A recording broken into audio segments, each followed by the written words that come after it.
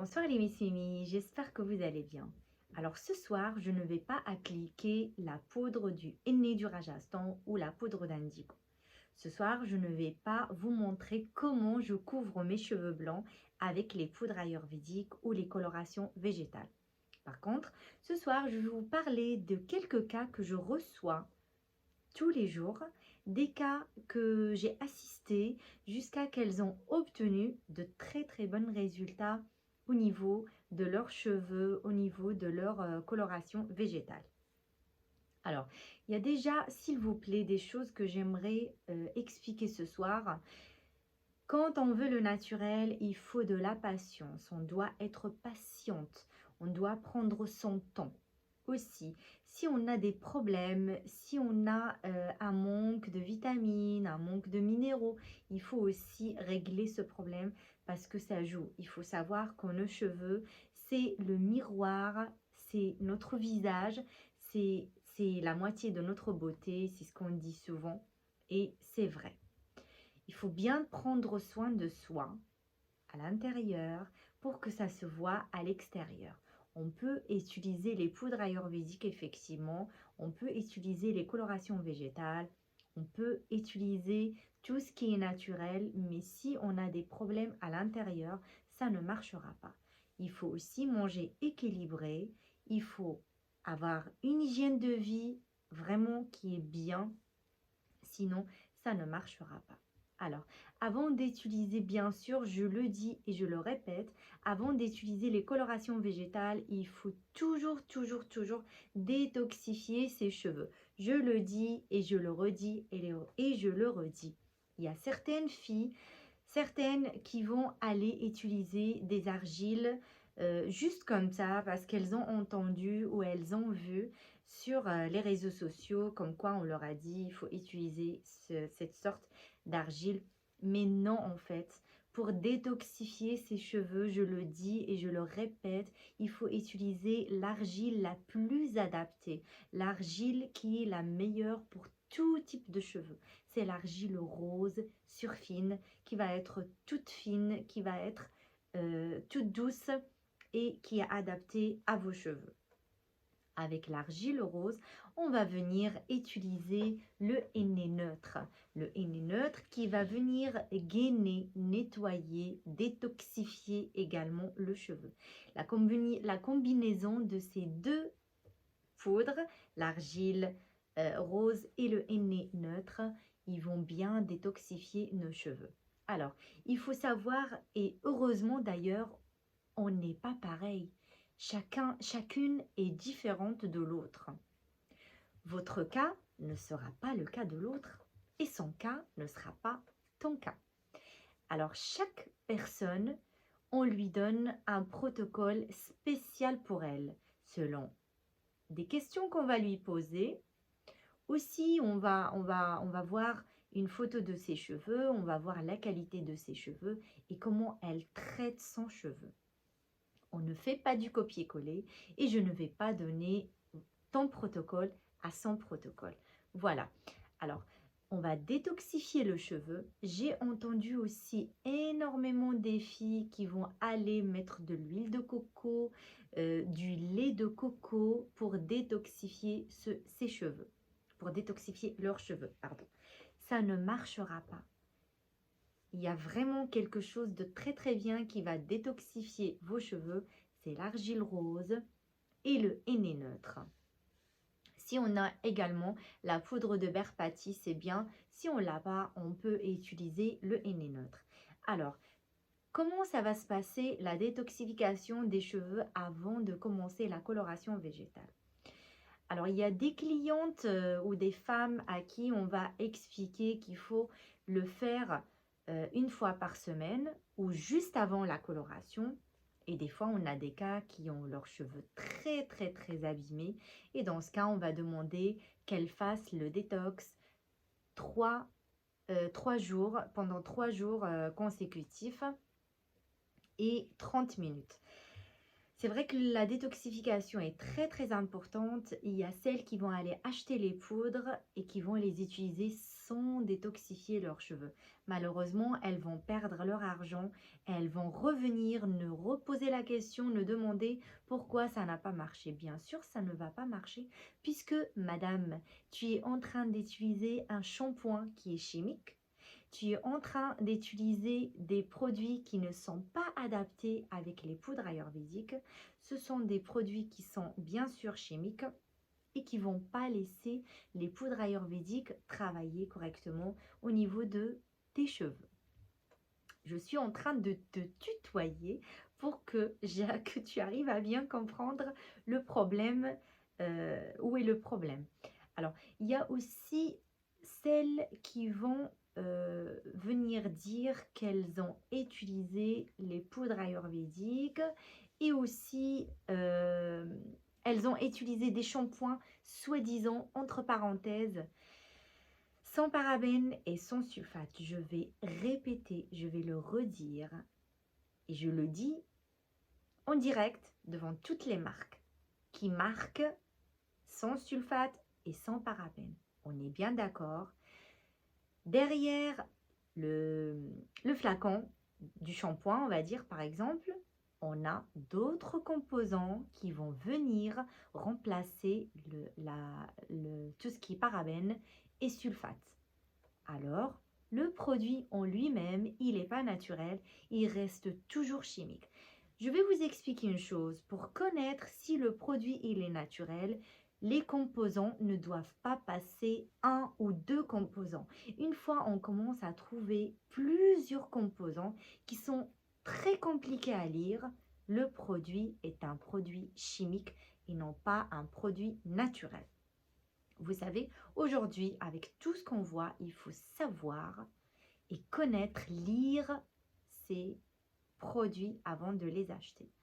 Vous devez décortiquer les produits avant de les acheter parce qu'il suffit d'un seul produit qui n'est pas naturel et la coloration végétale va dégorger et malheureusement, ça ne fonctionnera pas. Alors, j'ai aussi des filles qui vont venir demander une coloration très très claire et elles ont les cheveux très foncés. Ça aussi, ce n'est pas possible parce que la coloration végétale, ce sont des étapes. Je l'ai toujours dit et je continue de le dire. Quand on a des cheveux très foncés, on va commencer à aller tout doucement. Le noir vers le marron. Le marron pendant quelques mois et après on va vers la coloration noisette. Si au bout de la coloration noisette ça ne marchera pas, on peut aller vers les couleurs rouges, acajou, rouge foncé, rouge jaunâtre. Le roux, ça dépend en fait de ce que vous aimez, mais il faut toujours rester naturel. Il faut toujours regarder vos sourcils, il faut toujours regarder vos racines, sinon ça va être vraiment choquant et ça ne sera pas naturel. Si vous aimez le naturel, il faut rester dans le naturel. Il y a aussi celles qui vont venir utiliser le Rasoul Beldi, d'accord? Elles vont venir utiliser le Rasoul Beldi après la coloration végétale. Alors, c'est une grosse erreur parce qu'en fait, quand on va venir utiliser du Rasoul Beldi sur une coloration, le Rasoul en lui-même, il va faire dégorger la couleur et les cheveux blancs ou les cheveux orange vont apparaître. Il faut toujours, si vous désirez, hydrater vos cheveux. Il faut le faire juste après le détox. On va détoxifier et juste après, c'est-à-dire les 30 minutes après, on va venir utiliser le Rasoul Beldi pour apporter plus d'hydratation à ses cheveux. Il y a aussi une erreur qu'il ne faut pas faire et qu'il faut surtout éviter, c'est quand on colore les cheveux avec une coloration végétale, il faut éviter de mettre des huiles. Il y a plusieurs femmes qui vont venir mettre de l'huile dans le henné du Rajasthan et l'huile va empêcher le henné de pénétrer sur les cheveux. Et le problème, des fois, on arrive à trouver des femmes qui ont acheté des huiles qui sont remplies de paraffine. Et quand il y a de la paraffine dans une huile végétale, c'est plus une huile végétale et c'est plus une huile naturelle. Il faut éviter. Les produits qu'on vous propose, les poudres ayurvédiques qu'on vous propose, les colorations végétales qu'on vous propose, ce sont des pures poudres. Ce sont des poudres 100% naturelles, certifiées, vegan, ok. Et elles sont vraiment, vraiment, vraiment naturelles. Il ne faut pas les mélanger avec autre chose que de l'eau assez chaude. Ça aussi. Alors, il y a aussi des femmes qui vont laisser macérer les poudres ayurvédiques ou le henné toute la nuit et même les colorations végétales qu'on vous propose. Alors, c'est une grave erreur. Il ne faut pas le faire. Elles ont l'impression que une fois elles vont macérer les poudres végétales, les poudres ayurvédiques et les colorations végétales, cela va mieux fonctionner sur leurs cheveux et c'est faux en fait. Il ne faut pas macérer les colorations. Je dis toujours, il faut les laisser macérer sur vos cheveux et non pas dans un bocal. Voilà, ça c'est encore une chose à éviter. Si vous avez utilisé énormément de produits chimiques avant d'utiliser les colorations végétales ou les poudres ayurvédiques, il faut quand même bien laver ses cheveux, bien les hydrater avec le gel d'aloe vera. Vous pouvez mettre dans le henné. Oui, ça, par contre, vous pouvez le mettre. Vous pouvez mettre le gel d'aloe vera dans le henné du Rajasthan ou dans les poudres ayurvédiques ou dans les colorations végétales. Alors, quand je dis coloration végétale, c'est henné du Rajasthan, indigo, marron chocolat, noisette caramel, blanc doré, marron doré et tout ce qui est colorant comme la poudre de manjeshta, la poudre d'anar, la poudre de rantanjot. Voilà, ça, ce sont des poudres colorantes. C'est là où c'est ça que j'appelle les poudres colorantes. Il faut toujours hydrater ses cheveux, mais les hydrater avec des huiles qui sont végétales, mais après la coloration. Ou si vous voulez apporter une hydratation avant, il faut attendre au moins une semaine avant de commencer à colorer vos cheveux avec les colorations végétales. Aussi, quand vous colorez vos cheveux avec les colorations végétales, il faut éviter d'utiliser un shampoing. Il faut éviter d'utiliser même un shampoing naturel parce que sinon la couleur va dégorger et les cheveux blancs, orange vont apparaître. Et c'est vrai que c'est la chose qu'on n'aime pas, c'est de voir ces petits cheveux qui apparaissent et qui sont oranges et des fois on les voit carrément, elles n'ont pas bougé. C'est pas qu'elles n'ont pas bougé, mais c'est que vous avez utilisé un shampoing qui est chimique ou qui est même naturel, qui va faire dégorger la couleur. Il faut attendre 48 heures avant de laver ses cheveux. Moi, je conseille toujours d'utiliser des poudres lavantes. Si vous voulez laver de suite, vous pouvez utiliser la poudre de cidre, la poudre de réglisse, Kashur Shogandhi. Vous pouvez utiliser également la poudre de Brahmi pour laver vos cheveux. Mais il ne faut jamais utiliser un savon, même s'il est naturel, ou bien un shampoing naturel. Il faut attendre 48 heures. Vous pouvez hydrater vos cheveux après la coloration avec une huile végétale. Elle doit vraiment être végétale avec le gel d'aloe vera, mais pas avec autre chose. Pas d'huile d'olive, pas d'huile de je sais pas quoi, parce que j'ai énormément de femmes qui me demandent. Non, je dis toujours non, parce que jusqu'à aujourd'hui, il n'y a pas une seule parmi vous qui m'a montré un produit, un shampoing, une huile, et qui était naturel. À chaque fois, ce sont des produits chimiques et je perds énormément du temps. Alors maintenant, c'est automatiquement, je dis non. On met que de l'eau dans les colorations végétales, on met que de l'eau dans les poudres ayurvédiques et on les mélange avec rien. Parce que si vous commencez à mettre de l'œuf, du jaune d'œuf, de l'avocat, de l'huile, alors ce que je vous propose, c'est de les mettre dans une poêle et les faire cuire. Parce que là, c'est plus du henné. Là, ça devient vraiment un plat. Voilà, oui, c'est pas rigolo, mais c'est comme ça. Alors, est-ce que j'ai oublié autre chose? Oui, j'aimerais aussi vous expliquer que quand on utilise une poudre végétale, une poudre ayurvédique sur nos cheveux, une coloration végétale, on n'a pas le résultat tout de suite.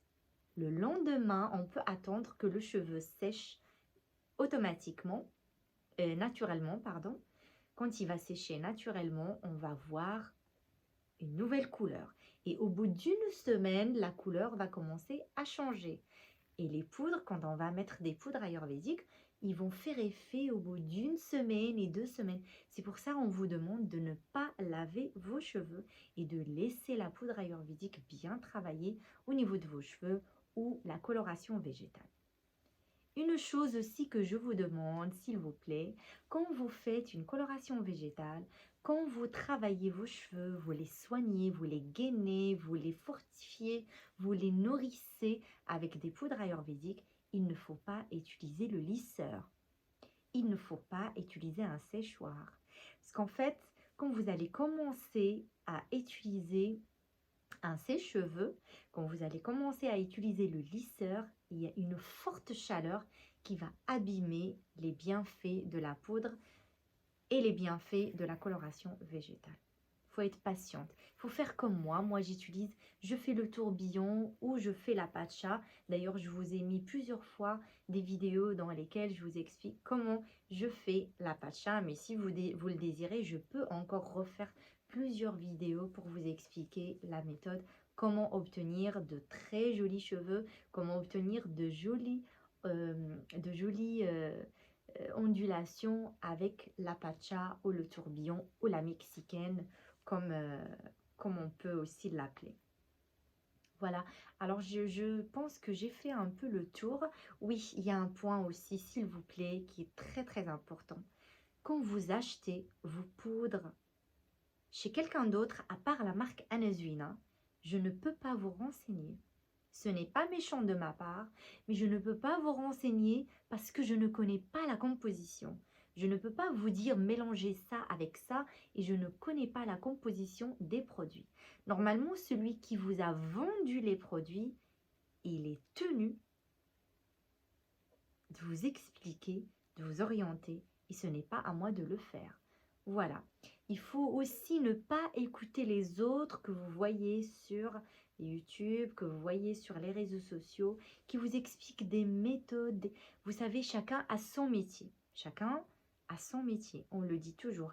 Un médecin ne peut pas faire le travail d'un coiffeur et un coiffeur ne peut pas faire le travail d'une esthéticienne et une esthéticienne ne peut pas faire le travail d'un professeur. Et surtout, on ne peut pas faire le travail d'un ingénieur qui a fait énormément d'études, qui a fait énormément de tests afin de vous orienter et afin de vous sortir des colorations végétales qui sont magnifiques et qui ne sont vraiment pas dangereuses pour votre santé et vos cheveux.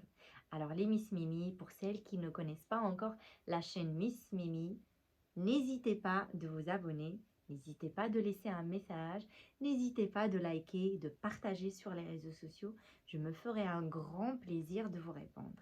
Alors les Miss Mimi, je vous souhaite une bonne soirée et je vous dis à très très bientôt. Bisous.